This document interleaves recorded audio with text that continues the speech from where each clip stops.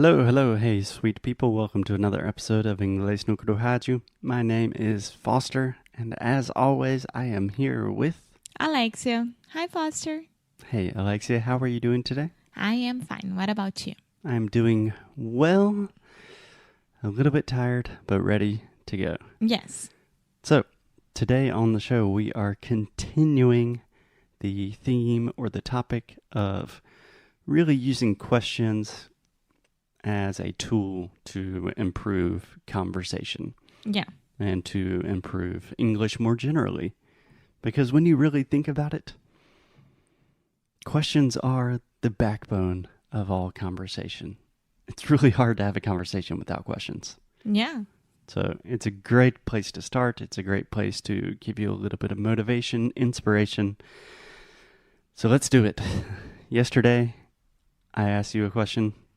Today, you're asking me one. Yes, I am. Go for it. So, Foster, what was something that was cool when you were young but isn't cool now? Oh, man. Should really take time to think about answers before we turn on the microphones. Okay, let me see if I understand the question clearly. What is something that was cool when I was young, but's not cool anymore? Yeah. Pretty much everything. Okay, so I'm thinking about like trends. Yeah, me too. Yeah, like something I'm imagining myself in elementary school. What is something that everyone did that nowadays seems ridiculous? Like fashion related or toys related. Yeah, okay. I already have a good one. Okay. Okay, I don't remember exactly what age this was. I would say approximately 10 to 13 years old. Mm-hmm.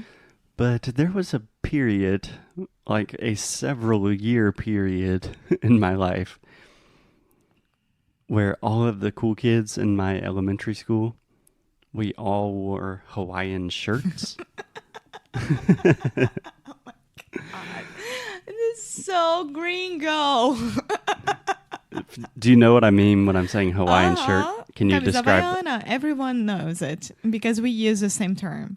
Yeah. Like super floral and with very intense colors, and nothing matches because you don't have anything that matches that. Yeah, but this is different. Like even nowadays, I could see like a cool floral shirt that I could wear to the beach, and it's cool. But I've seen pictures of myself and my friends during this period, and they were like these oversized, like silky Hawaiian shirts. Like I had this blue one that it was a short sleeve shirt, but it looked like an extra large when it should have been a small.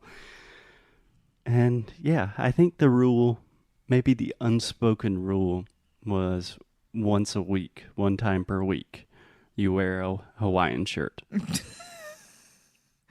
And this was to go to school? Yeah. You didn't have an uniform, right? We did not have a dress code Yeah. or a uniform. That is an interesting point, though.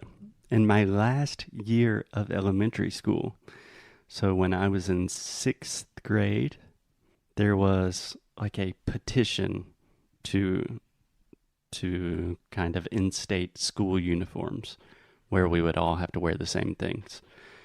And because I studied in the South in the U.S., a place that is very concerned with like freedom, individual liberties, all of the parents freaked out.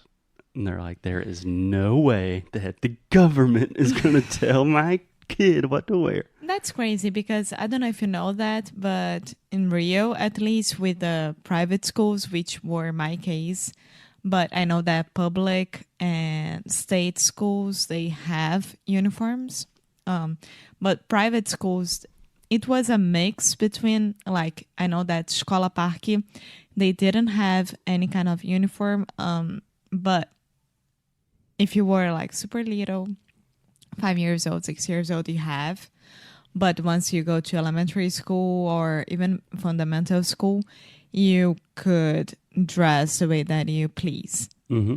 But in my school, I had to have a dress code, which was like the name of my school, Colégio Teresiano, short sleeve, long sleeve, or shorts or pants.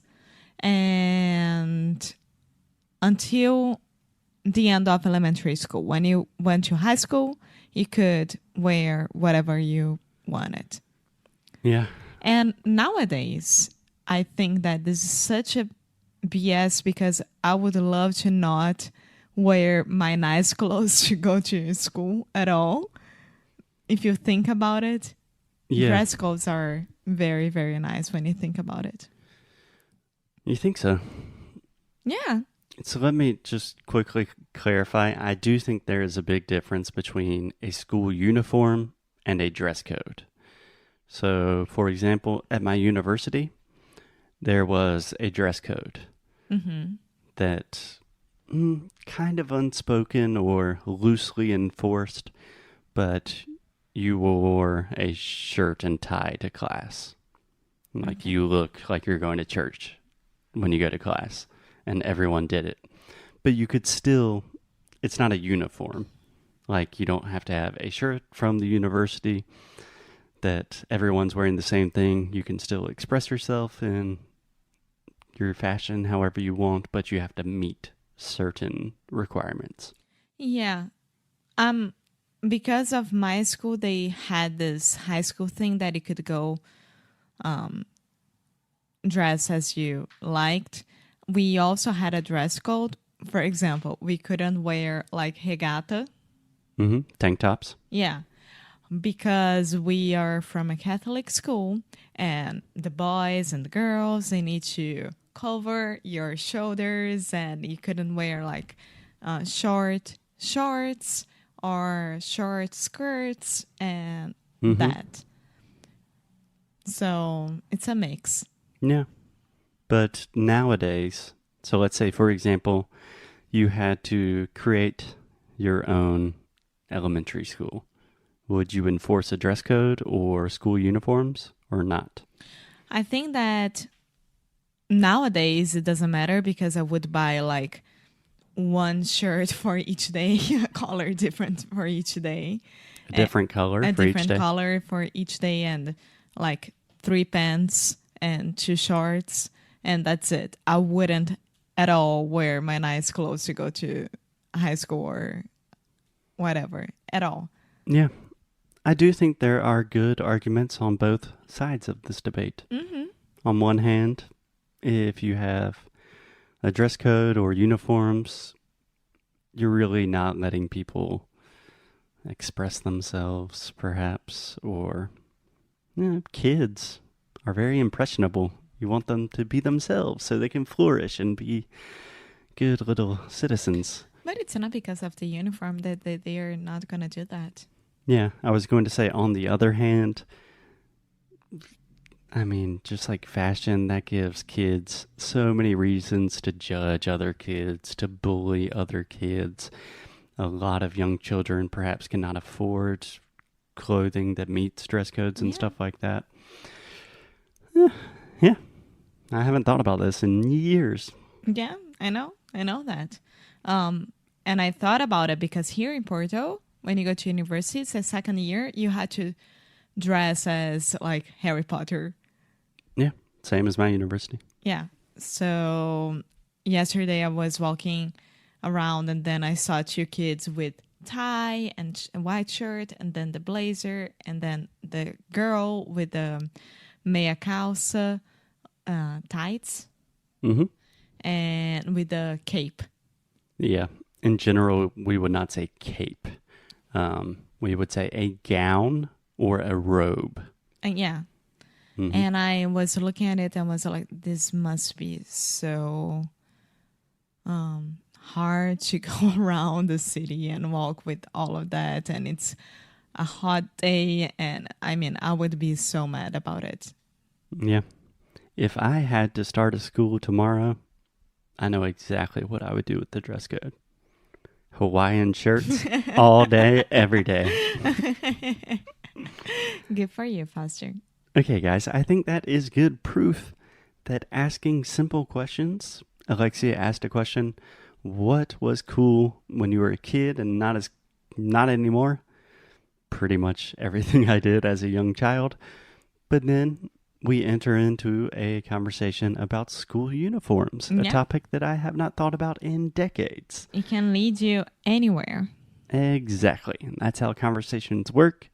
And Alexia, we will have another conversation tomorrow. Bye.